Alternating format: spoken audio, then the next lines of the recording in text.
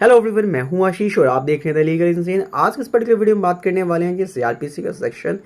82 क्या कहता है और सेक्शन 83 क्या कहता है। मतलब बेसिकली हम आज की वीडियो में समझने वाले हैं सीआरपीसी का सेक्शन 82 और 83 के बारे में। साथ में समझेंगे हम आईपीसी का सेक्शन 174A क्या बोलता है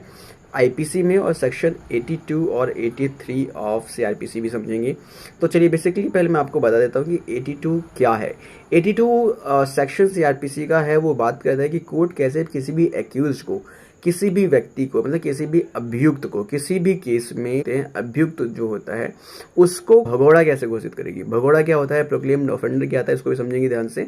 और फिर समझेंगे कि सेक्शन 82 क्या है। पहले समझ लेते हैं कि प्रोक्लेम्ड ऑफेंडर क्या है, भगोड़ा क्या है। देखो, जब कोर्ट को लगता है कि किसी भी एक्यूज की प्रेजेंस कोर्ट में हर डेट पर मैंडेटरी है, उसको आना ही चाहिए, या जब जब कोर्ट डायरेक्शन देता है किसी भी एक्यूज को कि आप कोर्ट में आकर अपनी प्रेजेंस मार्क करवाइए,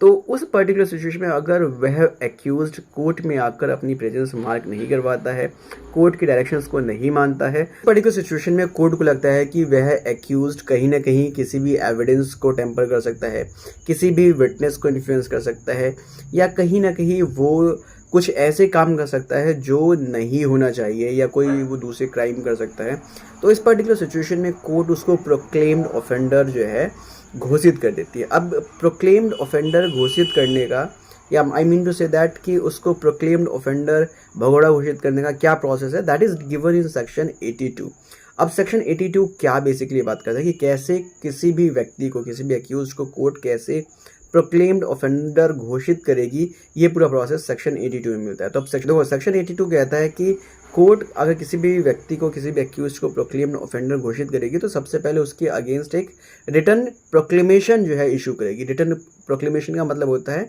एक रिटर्न में एक जो है घोषणा करेगी, रिटर्न में जो है लिख कर देगी कि यह व्यक्ति प्रोक्लेम्ड ऑफेंडर हो चुका है और इस व्यक्ति को कोर्ट में अपीयर होने की ज़रूरत है, क्योंकि बार बार वारंट इश्यूज हो चुके हैं और ये अपीयर नहीं हो रहा है। That is why the court is giving the final opportunity to that particular accuse to appear before the court. But what is to understand here that the court जब भी ये रिटर्न प्रोक्लेमेशन इशू करेगा उस particular accused के against, तो court उसको कम से कम at least 30 days का टाइम देगा कि आफ्टर 30 डेज, कम से कम 30 दिन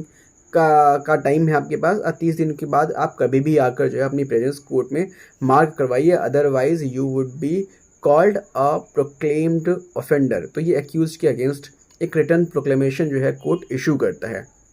उसके बाद तो अब जो ये रिटर्न प्रोक्लेमेशन जो है कोर्ट ने इशू किया है, इसको उस पर्टिकुलर एक्यूज तक पहुंचाने के लिए कोर्ट डिफरेंट मोड्स यूज़ करती है। जैसे कि वो उस पर्टिकुलर एक्यूज्ड के अगेंस्ट वो रिटर्न प्रोक्लेमेशन उस पर्टिकुलर एरिया में जहाँ पर एक्यूज्ड रहता है, या कोर्ट को लगता है कि उस पर्टिकुलर एरिया में कोर्ट एक्यूज्ड रहता है, वहाँ पर जाकर वो उसको अनाउंस करवा देती है।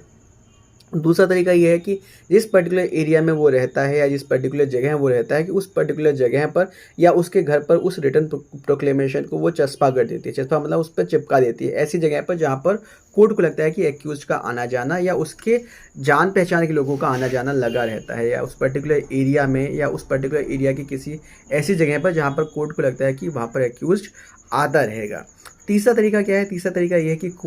कोर्ट कैंपस में ही उस पर्टिकुलर प्रोक्लेमेशन को चिपकवा देती है, चस्पा करवा देती है, ताकि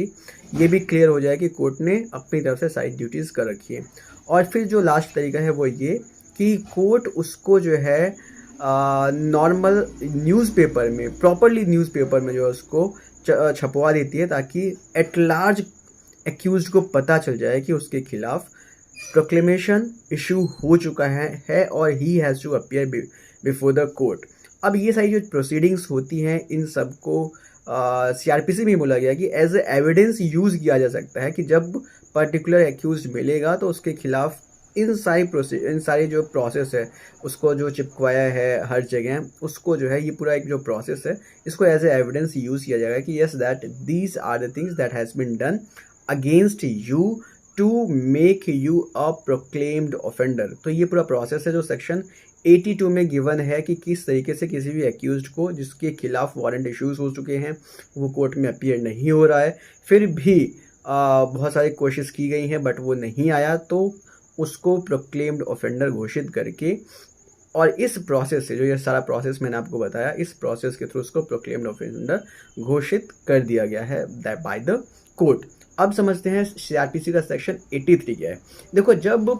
कोर्ट को लगता है कि किसी भी व्यक्ति को प्रोक्लेम्ड ऑफेंडर घोषित कर दिया गया है सीआरपीसी के सेक्शन 82 में, और वह व्यक्ति अपनी सारी प्रॉपर्टीज़ को या सारी अपनी जो उसकी चीज़ें हैं वो उसको बेचकर भाग जाना चाहता है, तो उस पर्टिकुलर सिचुएशन में कोर्ट उसकी जितने भी मूवेबल और इमूवेबल चीज़ें हैं उनको अटैच करने की ऑर्डर देती है सेक्शन 83 में। So that is all the things section 83। अब समझते हैं कि आईपीसी का सेक्शन 174A क्या है। लोग, जब किसी भी व्यक्ति के खिलाफ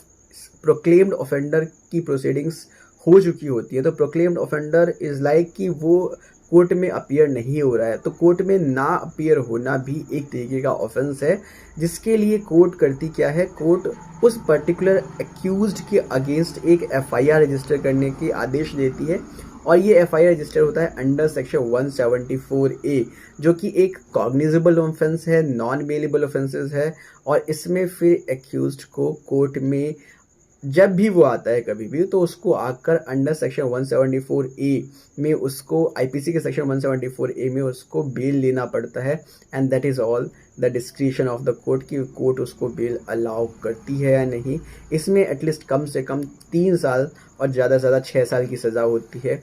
कि अगर कोई व्यक्ति प्रोक्लेम्ड ऑफेंडर बन जाता है और उसको वो कोर्ट में अपीयर नहीं होता है, और फिर जब कोर्ट को लगता है कि उसके अगेंस्ट एफआईआर रजिस्टर करने की ज़रूरत है ना अपीयर होने के लिए, तो कोर्ट फिर उसको डायरेक्शन देती है, पुलिस को डायरेक्शन देती है कि उसके खिलाफ 174A में एफआईआर रजिस्टर करे।